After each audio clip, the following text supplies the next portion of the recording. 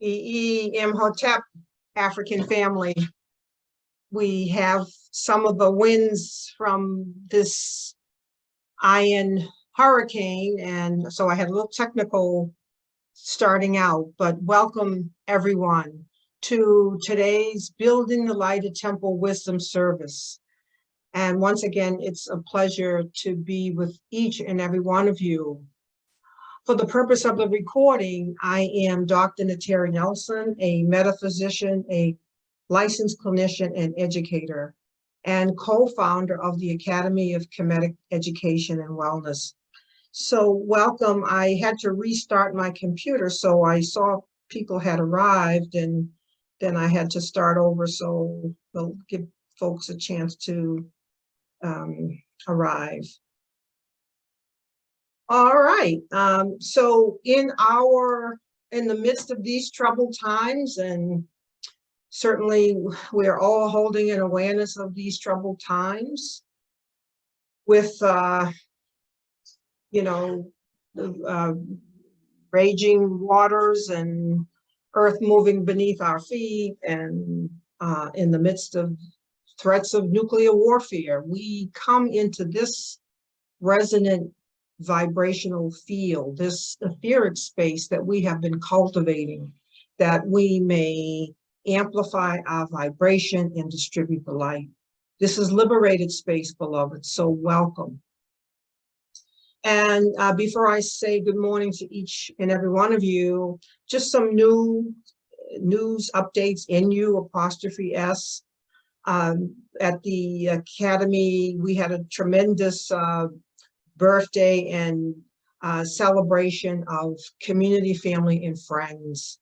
As I became a septuagenarian, but continually ageless and timeless. So just a little notation in time and space, but in the stream of agelessness and timelessness.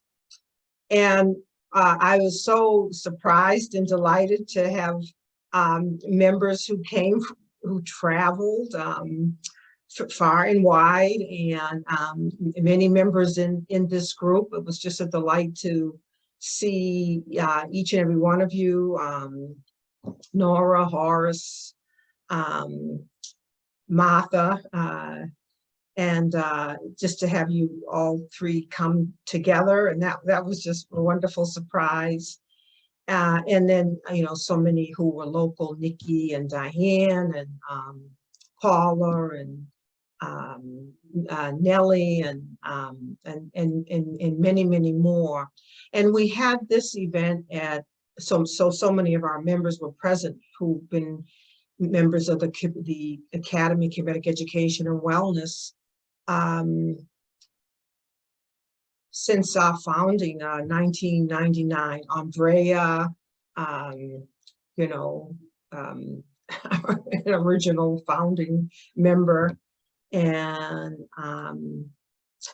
so it was a delight. And so I want to thank each and every one of you who were in attendance and who were so helpful. We had Sister Deborah, who came from New York, who is the former president of the Eastern Region ASCAC Association, which is the Association for Classical African Civilization. So it was just a joy to have her come. And then, people came from other states as well. In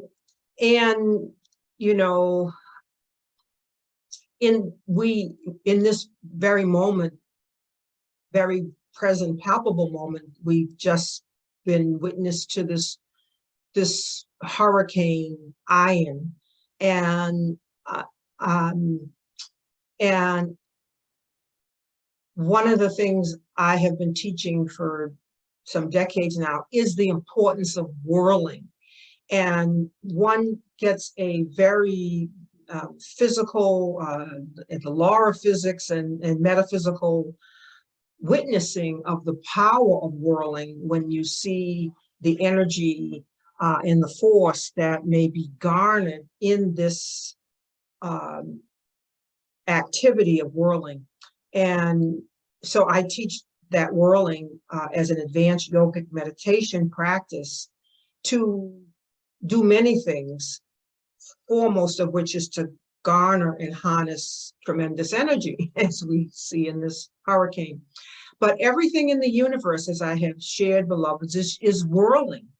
Our Earth is in a spin, our moon, the sun, our whole solar system, the Milky Way galaxy in which we reside, is in a spin. The universe in total is in this spin. So it's just an amazing thing to understand the metaphysics of whirling in and of itself. And when we whirl, when we have this as part of our practice, we come into resonance with that energy, that force that is operating throughout the universe. And the electrons in our body are in this spin. And it is captivating of the laws in the universe to understand that whole mechanics and physics of whirling.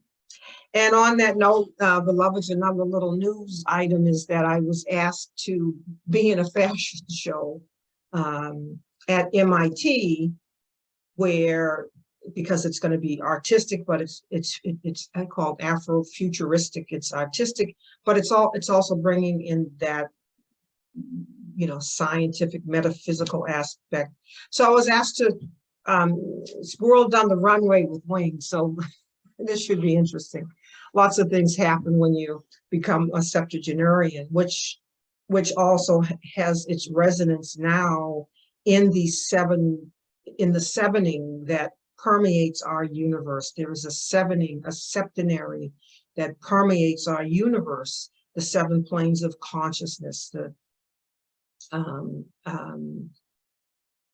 in which we indwell, in which we need to move into full awareness of. And so to achieve this age numerically comes with some energetic inpouring that is resonant with understanding that septenary. So let me just see how folks are doing, where people are arriving. Let me just say good morning to those who've gotten here so far. As everyone knows, you know, our overarching service has been on envisioning the new world. And part of envisioning the new world has been reconciling what in this prior age, trying to understand how to reconcile what we know Kemetically as Haru, the Messu, and Jesus, also called the Messu. And last week, or the week before, actually last Sunday, I sent a link to the video on whirling, and because I got to whirl at the celebration, so just wanted you to have that video. Since we didn't meet last, some of you were traveling back home, so we didn't meet live last week, so we're meeting today. And also in the studies from our prior service, where we've been looking at some of the writings Kemetically understood by Gerald Massey in the book, The Ancient Egypt, The Light of the Worlds, is just understanding that our African ancestors of the Nile Valley teach in regard to this Messu, this Messiah, that this ever-coming one brought sustenance different from the Christian conception of a Messu that comes to take away sin. So we're going to be looking more deeply into what it means to pass fully into the Aquarian age, because we are in that orb, in that cusp still of passing from the Piscean to the Aquarian age. And you see energetically people who are acting very Piscean-like versus, and then you see people who are beginning to act more Aquarian-like.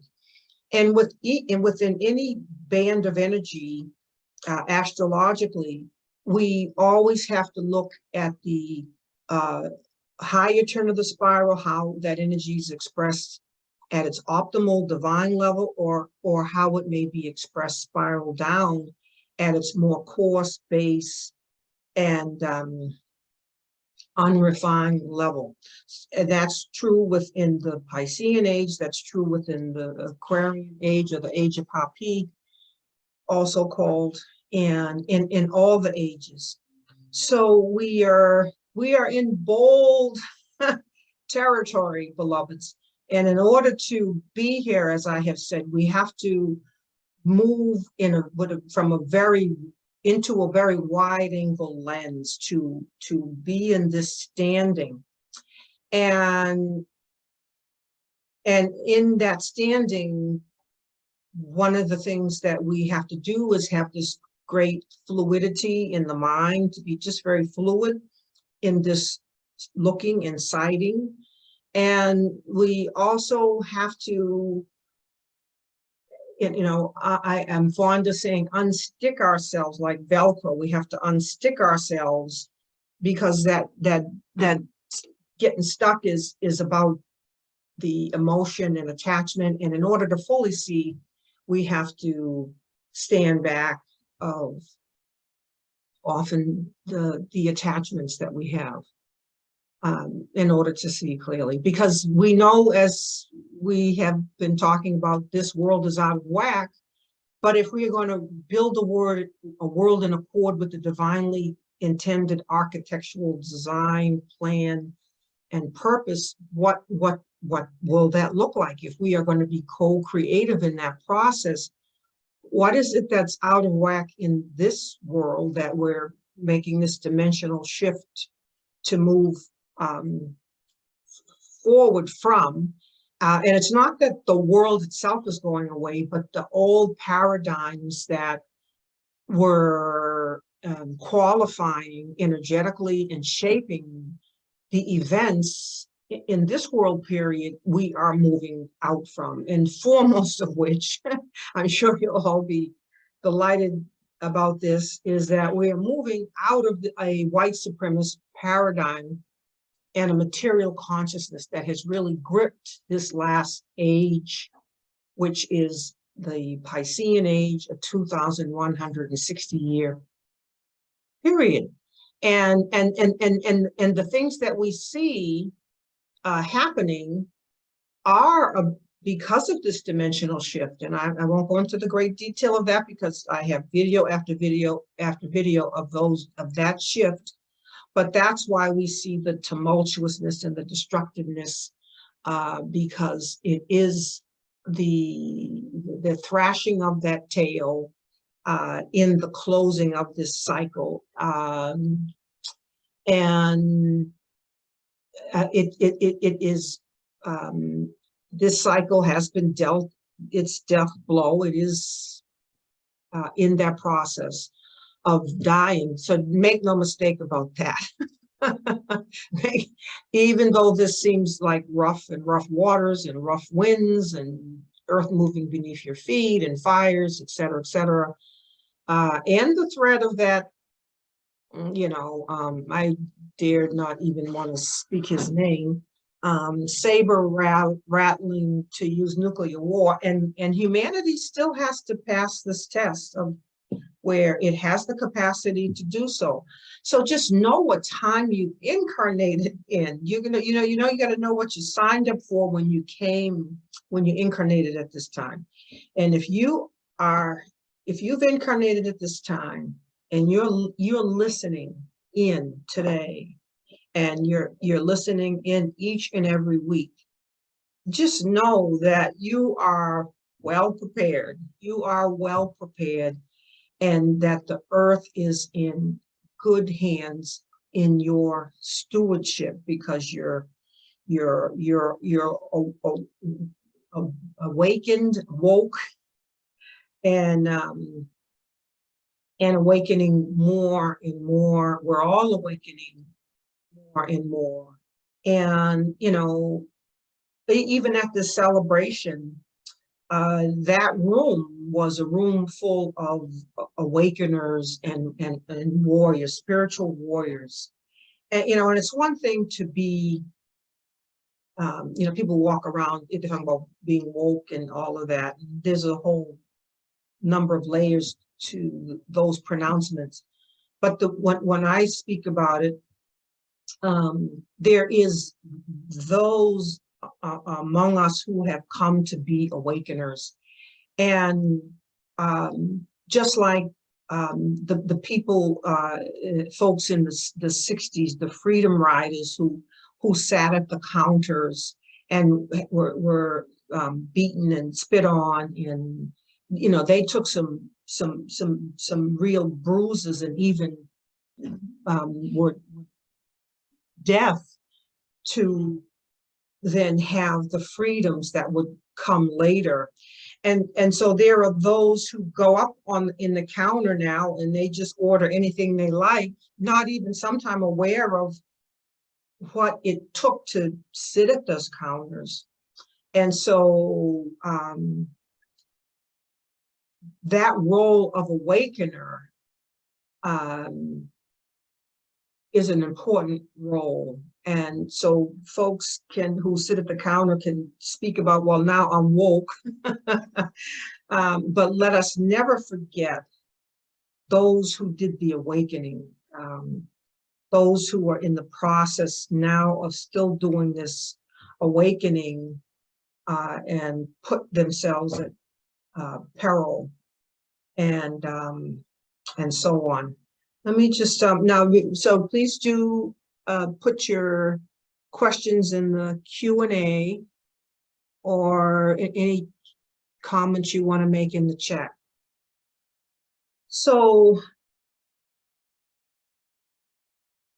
again, we're using the broadest brushstrokes to hold the widest angle view we can at this time. And this will automatically involve understanding the spiritual battleground we're in, understanding astro-metaphysical time, understanding what time it is, and understanding the astrology and meteorology that lay in back of the things that we're viewing. So just some little review, and then I'm going to go back to the PDF pages that we looked at in a closer review and a step forward in order to grasp where we are. And then I also have that PowerPoint that I want to keep us aware of. So in this, Gerald Massey, he talked about this mental confusion. And as we seek to understand this Messu, this ever-coming one, and we have learned from our studies that this Messu, this ever-coming one, as Haru, is co-eternal. You can't separate this. Is co-eternal with the one, the only one.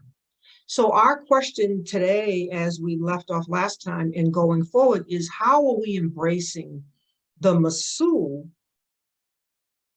or the Messiah as we move from the Piscean Age to the Aquarian Age?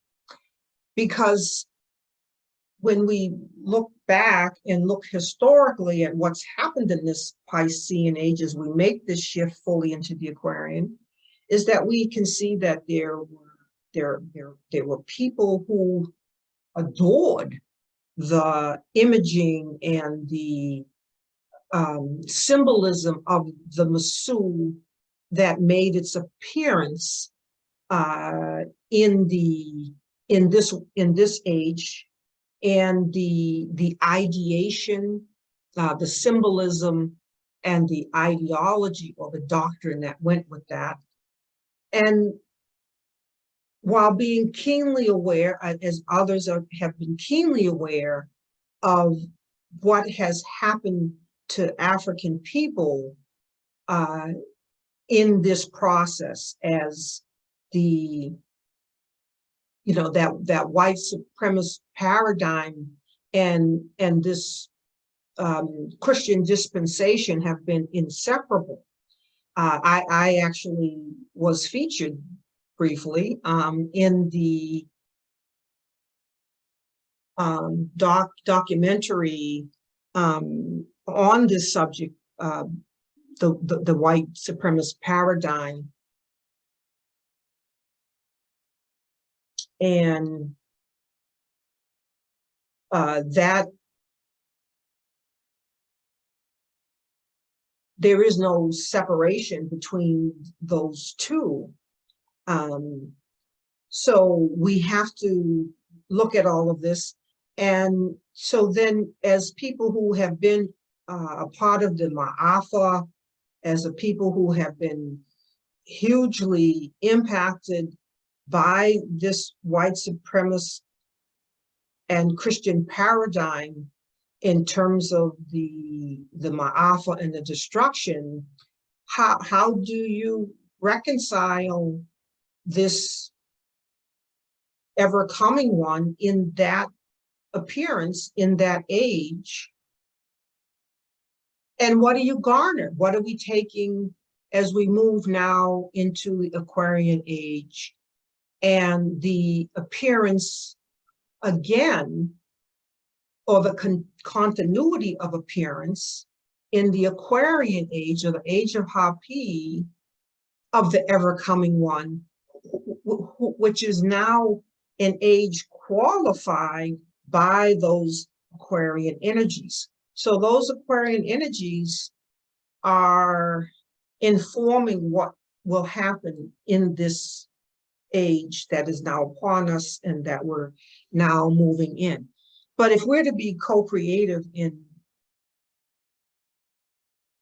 in this age or any age, we have to be able to, as I have said, we have to see how to not throw away the baby with the bathwater. We have to learn how to garner, just like in our personal lives, in our personal walk. Even when tragedy happens, we have to ask, what is this period to teach me? What am I to garner? What are the life lessons? What is this calling forth from me in my soul's unfoldment, that I'm, and the soul is ever wise. So the soul is in circumstance that is fostering its development. So, but we have to take the time to go, or else we can, in that trauma, in that state of feeling that we've been diminished, if we don't take the time to look at what has enhanced us, what has been the enhancement in this period, then what we focus on grows. So we know we have to have the full picture of things. All right.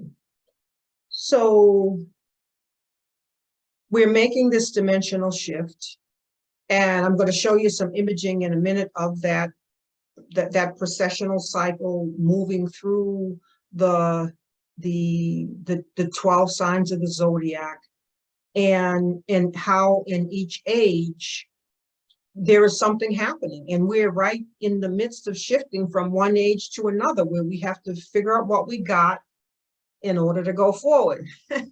And And also, beloveds, I have shared with you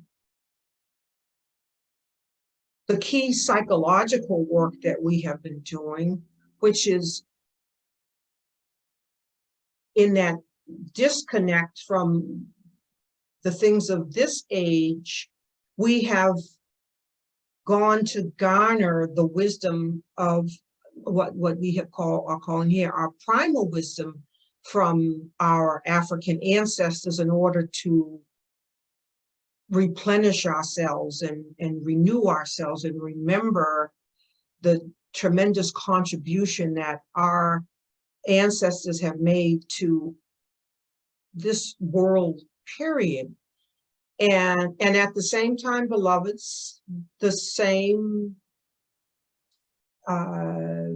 effort will be required, which is we have to step back from this Piscean age.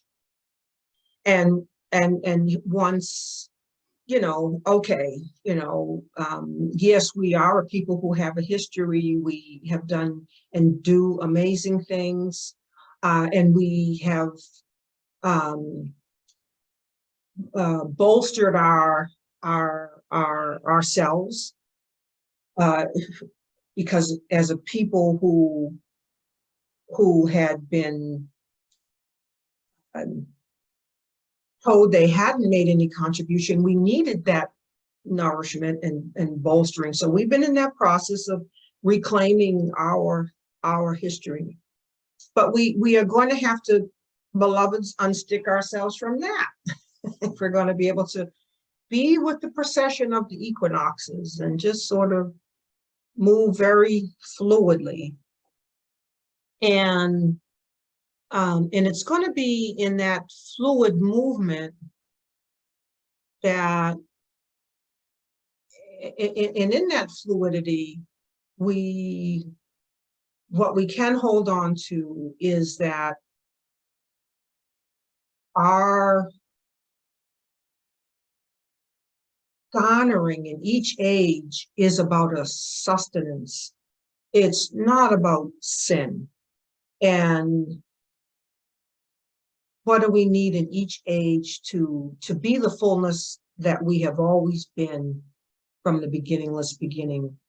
And our African ancestors have taught us it is darkness, it is drought, it is depravity, it's dehydration, these are the things that contribute to a diminishment, a distortion, a truncation in our spirit.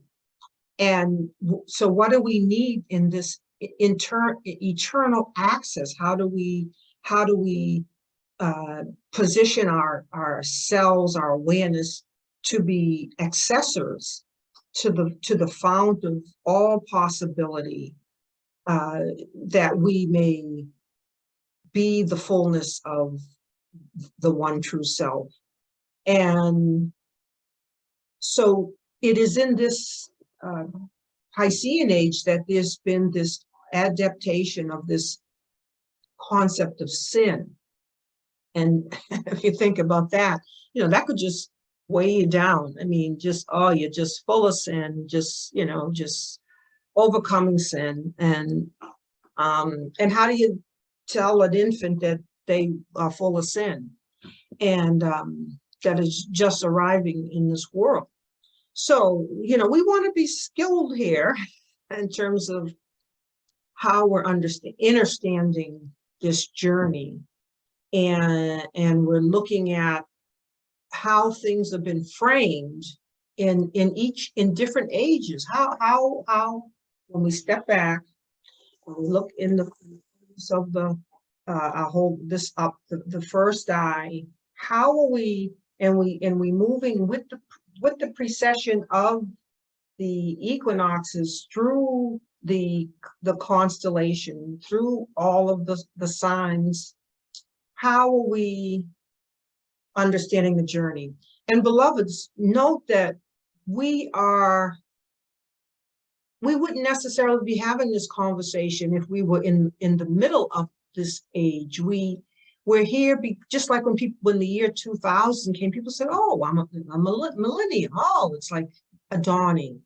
Well, there's a dawning now as we make this shift. And beloveds, not to confuse things, but to go slow. There's not only the shifting of the ages, there's shifting in the pole stars, and there's shifting in our planes that we are moving from a more material orientation in consciousness to a more spiritual. It's the way we're tipping now. So there's a lot going on. There's a lot of moving parts. All right. And I want us to be with the moving parts. You know, we just got to be in a big whirl and spin and just we got to be grounded now. We have to do that too. But so I'm just going to do this. Going to pull up. All right. And I'm going to look and see if there's any questions in a moment. I'm just going to make sure I have everything I need pulled up. Let me just see if there's any question before I start. Show you a little PowerPoint. Come back here.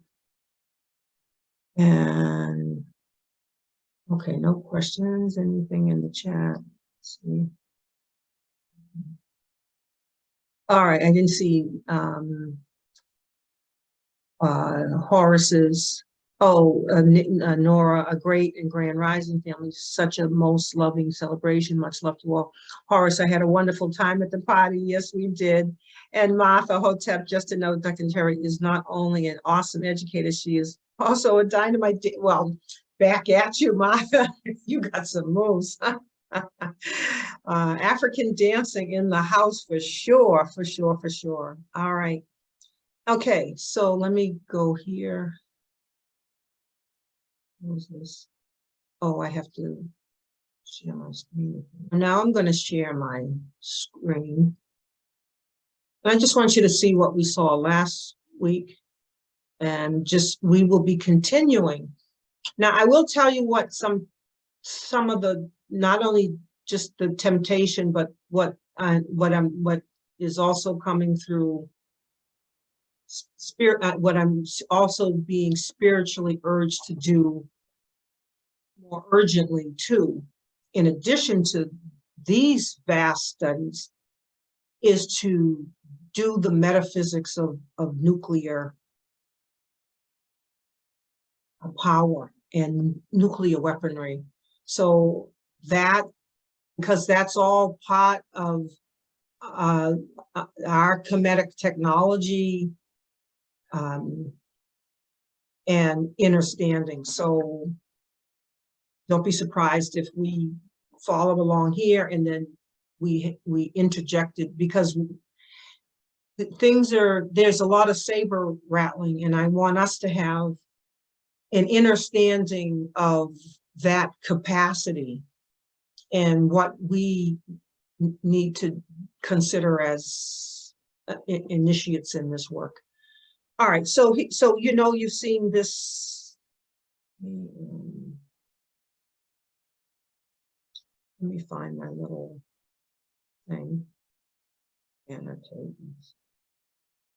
my little spotlight, and please ask questions if you have them. And let me move this to view.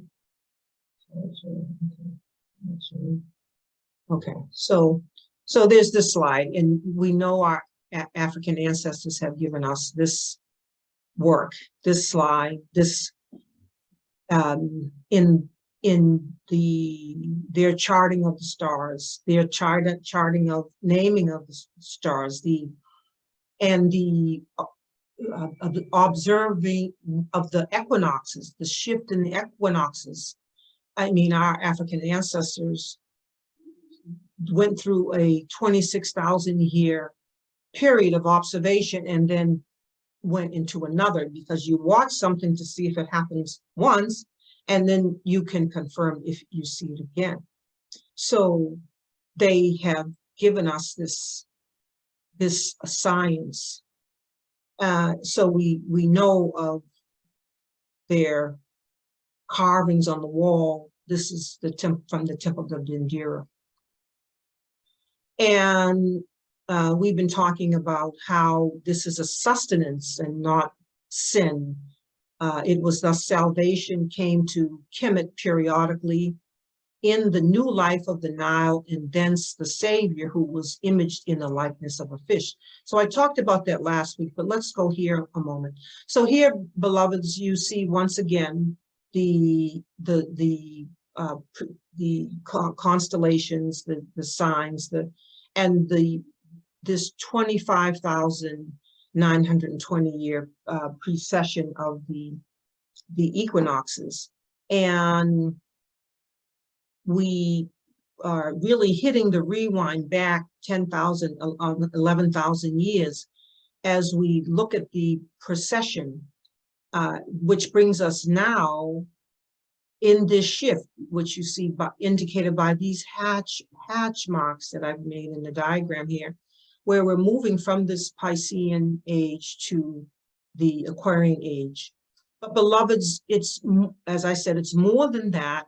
It's also a shift from times material into times, back to times more spiritual. And that has to do with our orientation to the Milky Way galaxy, because we can turn toward, away from the Milky Way galaxy, and we can turn toward, and that influences the energies flowing through. And then there's the pole stars, which are not pictured here, but we'll go into that at another time. So we are, all right, and so what we are talking about is that in each age, there is a sun. It is the one and same sun, but it's moving through these ages, and in each age, it is qualified by the energies of that age. So that's why it's so important to understand the astrological energies and the meteorological energies of each age, both on a higher turn of the spiral and on a lower turn of the spiral. So what is the Messu? When we understand the Messu, the Messiah, on a stellar level, on this level, then we are in that wider angle of, oh, okay, this makes sense. This is what's being talked about on this wider level, that there is an ever-coming one. There is an ever-coming one, the sun. We're talking about the S-U-N, and we're talking about the S-O-N. And so on Earth, we have this experience of the S-U-N and the S-O-N, wherein among us, we are imbued with a presence and a power. The presence and the power is always there, because the presence and the power is, that presence is, that ever-coming one is co-eternal with the universal Ba, the cosmic sun in total. So when we go back in our cosmic, in our cosmology and cosmogenesis, and in the noon, within the noon, because this has all been part of our studies, then we have the stirring within the black, the deep, the dark, and the arising of the universal Ba,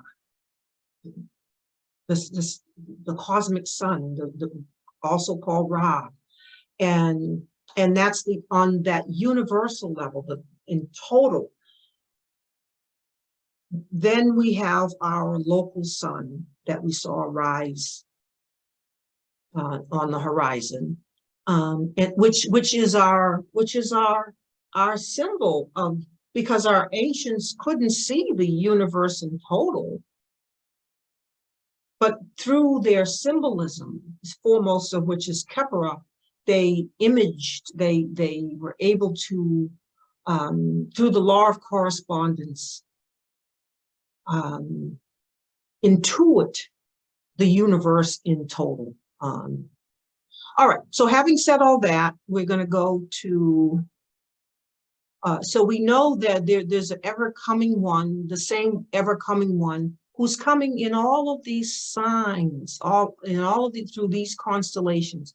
So as the equinoxes precess, we move now from this Piscean energy into the sign of the constellational energies of Hapi, Aquarius. So what does that mean, beloveds? Especially since we've had such a rough ride in this last 2,160 years. What what may this look like?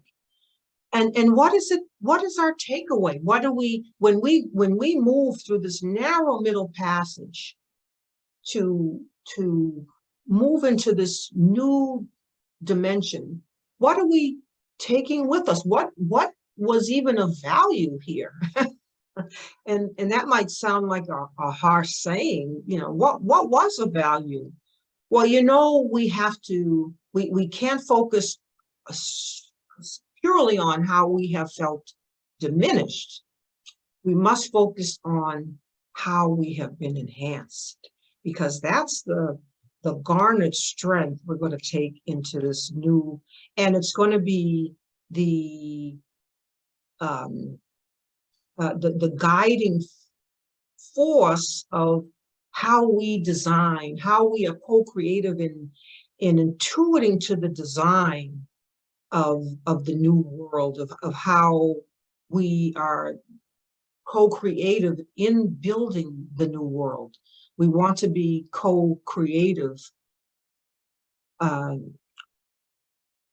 different from the destructive forces we have seen in this world, period. All right, so I'm going to stop this share, and then I'm going to, please do put your questions in the Q&A, and now I'm going to come here. All right, so now I have to go back. Let's see.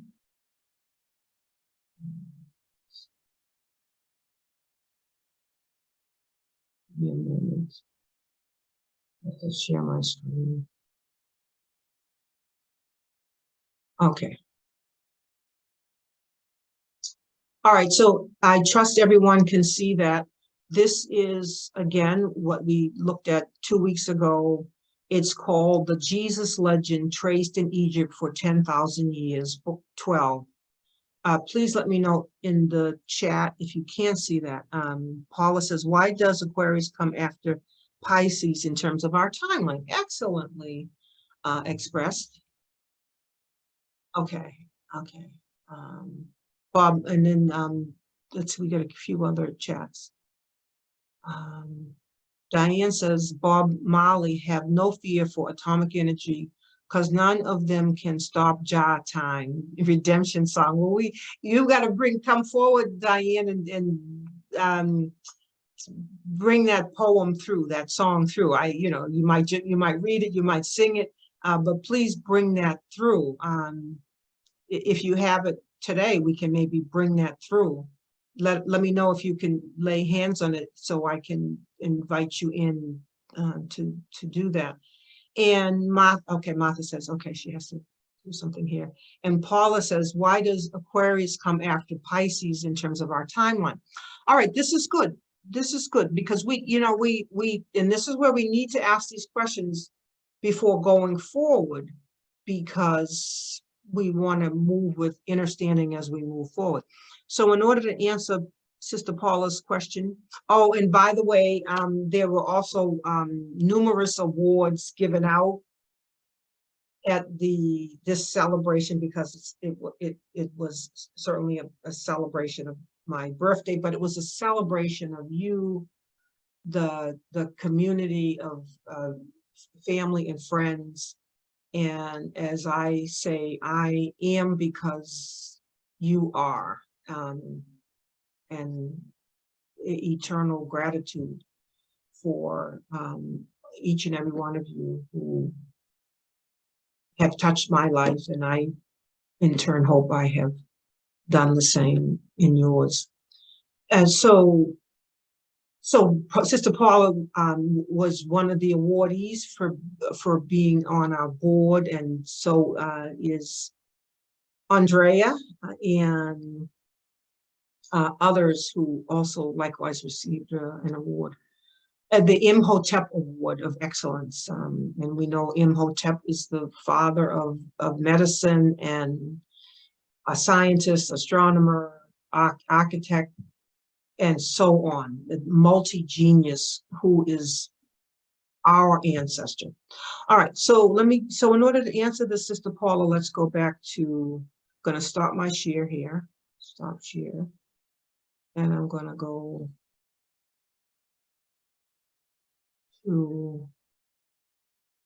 back to our diagram. And I'm going to grab that little thing. All right. And current slide. Okay. So, Sister Paula and others, what is the precession of the equinoxes? It's so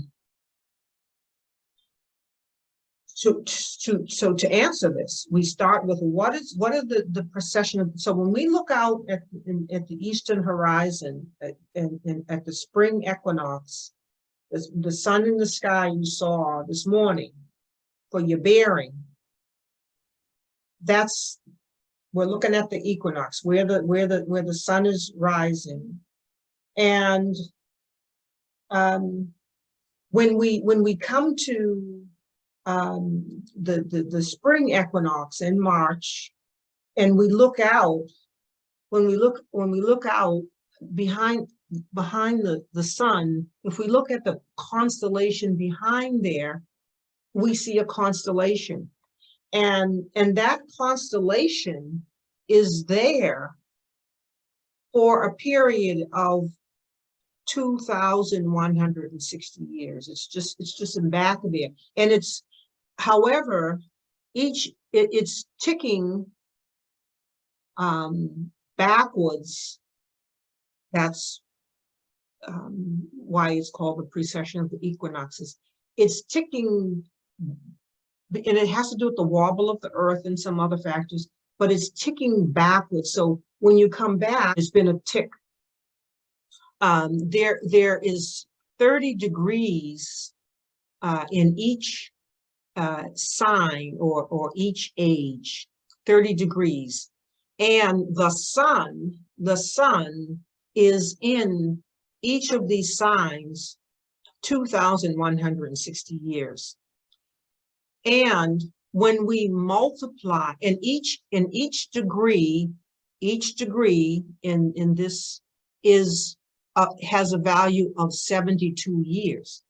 So when we multiply 72, so when we go 30 degrees, all right, so we know that this whole circle is 360 degrees. So when we multiply 72 times 360, this is where we get the great age, 25,920 years. So you come back and in your observation, and what you'll see, because there's the 30 degrees in a sign, you'll see that that equinox shifting, so that then so what's happening now is, let's say in Pisces, there's been that shift, and then you look out and then you don't see Pisces on the horizon anymore. It's now Aquarius. And there are differing time frames for the exact occurrence of that. How do you measure the exact point in the sky. So instead, this is measured by using an orb, just like, you know, as I have said before, there is an orb of in time and energy as we move from winter to spring. So there you are in the dead of winter. You know it's winter. Well, it's getting kind of confusing with climate change, but to make the point, we know when we're in winter, but when we start to move it closer into the spring, you know, we'll have that warm day where you think you don't need a jacket, and you go out, and then the next thing you have a snowstorm and you have to put your snuggies back on. And so that lasts a little while, but gradually we move fully into spring. And that's the same principle on a larger scale of this 2,160 years, where we're going to have Piscean weather and Aquarian weather. There's a mix, you know, we have a mix, and we're in that mix. And when we do our astrology intensive and we get deeply into the energies of each sign, particularly Pisces and Aquarius, you'll see on a higher turn and a lower turn of the spiral that you'll see how people on a lower turn of the spiral are acting still very Piscean-like. The lower spiral of Pisces can be, on a higher spiral, it's about faith. It's about you know, having this belief and faith, and on a lower turn of the spiral, that same energy can become a fanaticism, where people are fanatic. And this is why we see all this fanaticism. These are the final vestiges of Pisces as it being swept out. This fanaticism where, you know, where if Pisces affirms, if the keynote of Pisces is I believe, all right, so I believe, you know, that's having faith. One of the principles of Kwanzaa is Amani. We want to have faith. But our difficulty is when you put that white supremacist paradigm in there. I'm just checking the time and we're getting close. When we put that white supremacist paradigm in there, and now you're having faith in the very entity that's wanting to destroy you, to kill you. So one of the first and foremost things that Masi talks about is this confusion, this mental confusion. So, but back to the energies though. So on a higher spiral, it's faith. There's faith. There is the divine, the highest goodness and godly expression of faith on a higher turn of the spiral of the Piscean energy. Faith has its positive expression, but on a lower turn of the spiral, that's blind faith, and one is adhering doggedly to these beliefs, this dogma, and they're imposing their dogma on others to the point of burning their villages and killing them, or if they don't, well, killing them to be killing them, but killing them also if they won't conform to that dogma. So there is that abuse of energy, misappropriation of energy, to the point where we move from the higher spiral of Pisces, in particularly as it relates to faith, to that lower spiral where you have this dogma, and you have now you see rampant people believing, and their believing is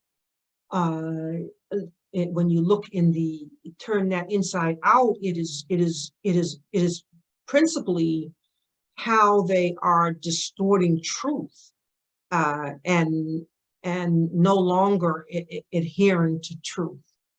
And as that's imposed, they're imposing falsehood on the rest of humanity. All right, so you look out, Sister Paula, and then you see in back of the sun, you see that now the sun is in the constellation of Aquarius, and we are living to see this. Okay, just like our ancestors who watched it for almost 50,000, 50,000 plus years, just watch that shift. We get to see that, just like we got to see the shift from the 1999 to 2000. We could say, oh, we're in a new millennium. We're in a new millennium, and so we want to know what time we incarnated in. And so the equinoxes precess backwards. So, and it has to do with the wobble of the earth and the pole and other things. But there is the as the earth is making its rotation, there is the wobble that causes it to shift back those degrees along the equinox, and it shifts the 30 degrees of that sign to the point where it's moving back. And that's how we have our time. If there was no movement, if we weren't calibrating this movement, then we would have a seeming standing still, but we would really be out of time. We wouldn't be properly, and these are the things now that need to happen with all the jimmying and distorting of our calendars, the Roman calendar, the Greco calendar, this, and the movement of the Greenwich timeline, so that things have been all tampered with. We have much to do in the untampering of what we've been fed during this age. And that meridian doesn't move through Greenwich. It's zero in Kemet, the alignment with the Great Pyramid. So we have much to do to unscramble what has become scrambled. And so we're at that time. Our time goes fast, and we've gotten this far. But let me stop my share and just see if there's some question in closing, if there's something that someone wants to ask. And oh my goodness, let's look at this, Diane. Okay. Oh, Paula says, okay, our awards are truly beautiful. And yes, beloved, you, Sister Paula, and so many, Andrea, was so deserving as our long-term board members and support, council of elder members and supporters. And Diane says, all right, so maybe we'll end with what she says here. It's quite a bit. Old pirates, yes. Oh, is this Bob Marley? Let's see. I mean, okay. So if we had time, we'd have you come on and read it. But here we go. Old pirates, yes, they robbed us, sold us to the merchant ships. Minutes after they took, thrown us in their dungeons and ships. But my hand was made strong by the hand of the Almighty. We forward in this generation triumphantly. Won't you help to sign these songs of freedom? That's all I ever had, redemption songs. Emancipate yourself from mental slavery. You think about what we've garnered in this world period, beloveds. You know, that the power, I mean, first to be mentally free as we were, and then to be in a circumstance where we had to free ourselves from mental slavery. Just think about the capacity building we have been building. Emancipate yourself from mental slavery. None but ourselves can free our minds. Absolutely. Have no fear for atomic energy, cause none of us can stop Jah time. Ah, he's just, isn't Bob Marley right on time? Because, and he knew what time it was, because he knew we needed mental freedom, and he knew, hey, back with that nuclear stuff. I mean, that nuclear stuff has people fearing and trembling, and Bob Marley just says, hey, because really all it is as he's indicating here, nothing can stop Jah time, Jah, Aman, by whatever name, Allah, Atumra. Nothing can stop Jah time. And these are the little playthings of this world period, the toys, that are likewise called weapons of mass destruction.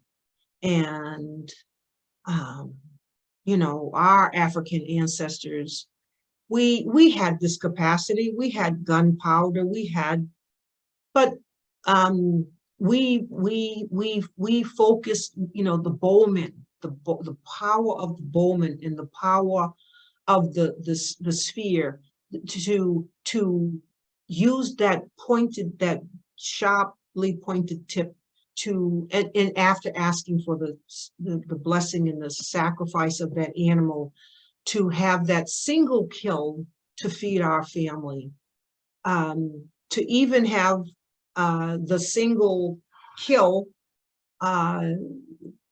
to an enemy, but to take these weapons of mass destruction that shoot hundreds of rounds and to go into by one, not barely a man, not even a real barely out of child adolescence, to take that young man and have him do hundreds of rounds in a school of innocent children. I mean, just think about what this world period has focused on.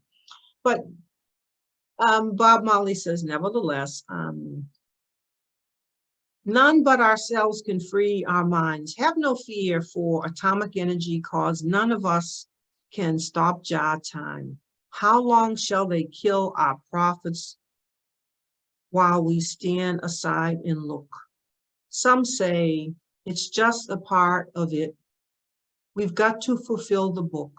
Yes, we've got to understand what is written and what are we to do. So won't you help to sing these songs of freedom? That's all I ever had.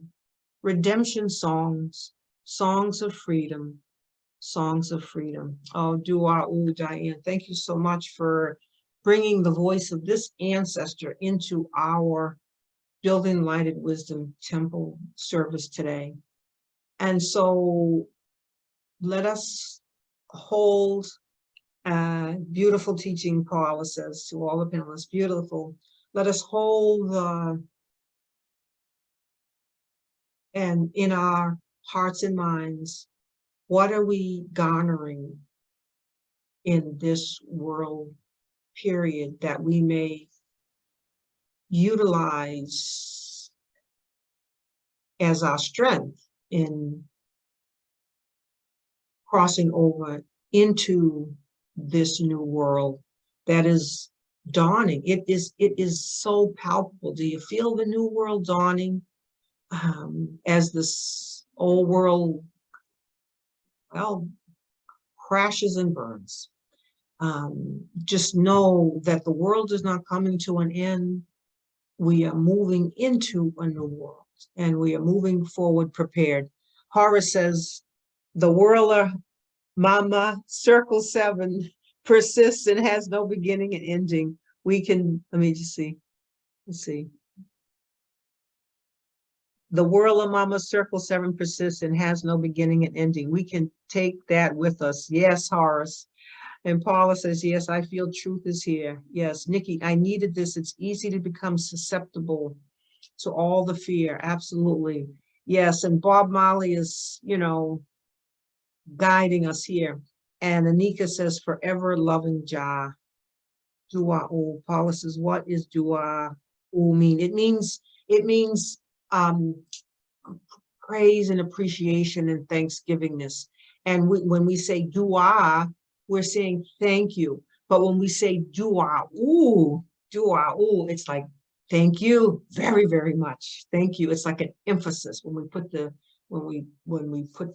extra U on. It's Dua. It's like, you know, it's like thank you. Like, you know, someone gives you go get a bagel or something, and then you say thank you. But when someone does something, that you say Dua. Magnificent, magnificent. See you next week, beloveds. Bring a friend, bring a colleague, tell them about these services. It was actually Roderick. I see if he's here today. He sent me a beautiful email that these teachings are seeding. They are seeding, seeding, seeding the new way, the new world. Okay. And so we want to be here in this beginning. All right, peace and love. Uncle Jocelyn, life, prosperity, and health.